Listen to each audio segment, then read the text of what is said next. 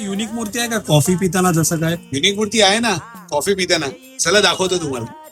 तुला युनिक मध्ये कॉफी पिताना बाप्पा पाहिजे होता ना. हा बघ, या कॉफीच्या बाप्पा सोबत तू मागे ना कॉफीचा शॉप वगैरेचं डेकोरेशन करू शकतो. याच्या व्यतिरिक्त तुला मी मोदकवाला बाप्पा पण दाखवतो. हा बघ मोदकवाला बाप्पा. अरे दादा, युनिक मूर्त्या तर आपल्याकडे आहेत, पण आपल्याकडे काय डिस्काउंट आहे का? ऑफर भेटेल का? आपल्याकडे डिस्काउंट आहे ना.